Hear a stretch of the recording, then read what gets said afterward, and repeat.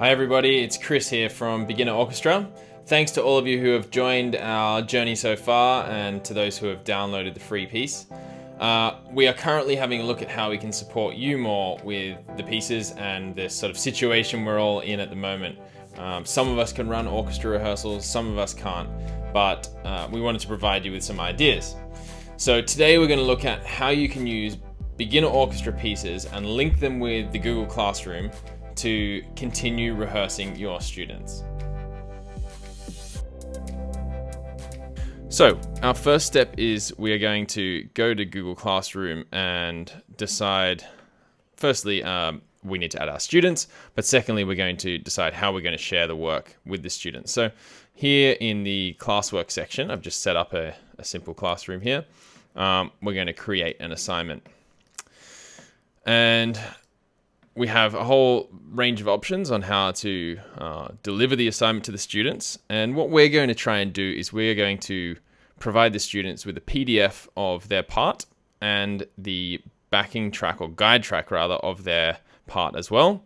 And then the idea is that they can record themselves playing a video or audio and then share it with you in the assignment. So how do we do that? Well, firstly, we're going to go to our score.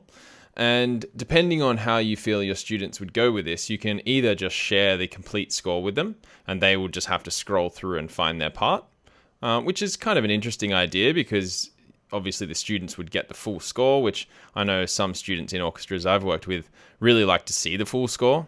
They find it fascinating, they find it interesting to see who's playing when, and sort of gives them an introduction to score reading, which is quite nice as well. If you don't want to share the full score with them, obviously in preview here I have the thumbnails activated just so I can see what's going on.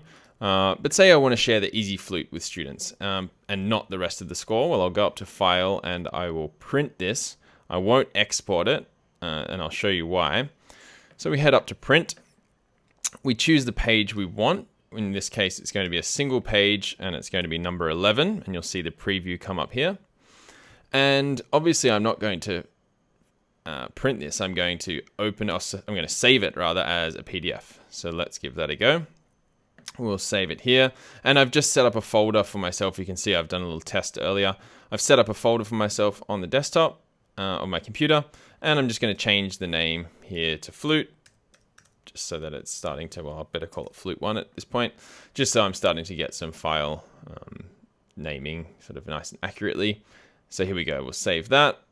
And that will now give me one page.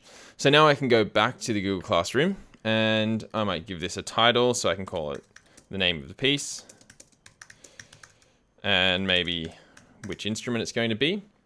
I can give them some instructions. So for this example, I'm going to have, please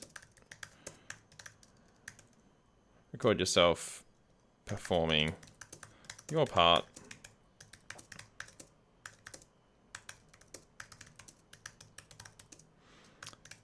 and upload the video to this assignment. Okay, so that's, you can obviously add what you like there. So then we're going to add, and we're going to go to File, and I find it easy. I can just drag here, in fact. So I've got my folder ready to go, so I can just drag, whoops, let me get that up here. Okay, there we go. So in the Upload tab here, I can just drag the files that I want. So I, in fact, had it on my desktop here. So there we go. I'm going to put Flute in. Flute 1 was the one, and I'll just drag that in there. Okay, and that will upload. And then I can go back to my original file there, which was this one. My download that I had, the product download. And I will choose the MP3 from my product download. So I'll take the flute. I'll have to add that as well as a file. And then I'll drag that in there. Okay, and once that's in, we're looking good. Here, I really like this idea of potentially giving each student a new copy, so then they can annotate on it if they have a device where they can draw. So we'll make a copy for each student, and if they have questions or if they have annotations, then they have their own copy rather than a central copy. That's fine. Students can view the file. We can take the points off there most likely. You can create a due date if you like. You can make a topic out of this. So maybe we create a topic called Anthem for a New World.